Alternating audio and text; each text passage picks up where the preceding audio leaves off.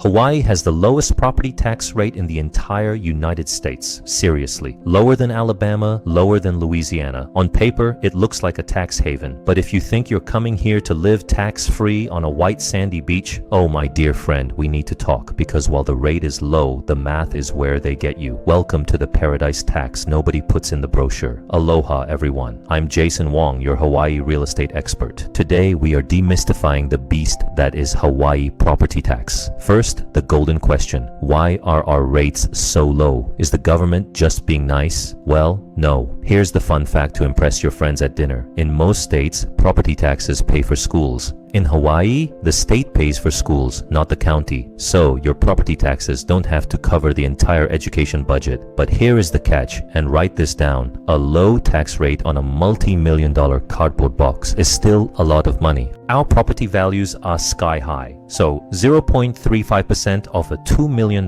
shack is still $7,000 a year, which is actually still a bargain compared to Texas. But don't get too excited yet. If you live in the home as your primary residence, you are treated like royalty. The counties want you to stay. On Oahu, for example, the residential rate is roughly 0.35%. That is absurdly cheap. Plus, you get a homeowner exemption. That means they knock $120,000 off the value of your house before they even start calculating the tax. Are you over 65? They knock off even more. It's basically the only senior discount that actually matters. Now, for my investors, my second home buyers, my I want a vacation rental folks, listen closely. Hawaii knows you have money and they would like some of it. On Oahu, we have a classification called Residential A.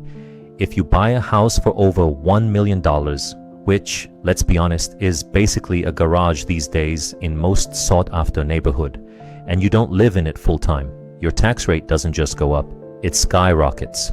You go from paying around $3.50 per thousand of value to, wait for it, roughly $4.50 on the first million, and a whopping $11.40 per thousand on everything above that. It basically triples your bill. So when you see that low tax rate online, make sure you aren't looking at the rate for older folks who's lived there since 1974. You need the investor rate. Also, a quick warning, Hawaii is not one big tax pool. Honolulu, Maui, Kauai, and the Big Island are like 4 different kingdoms. Maui, they have tiered rates. The more your house is worth, the higher the rate climbs. Kauai, they have a specific residential investor class.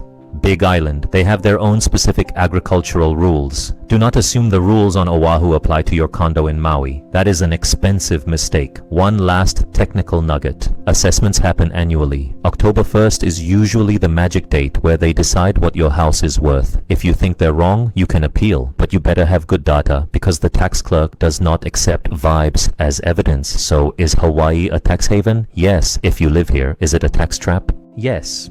If you're an investor who didn't do their homework, don't let the residential A monster eat your ROI.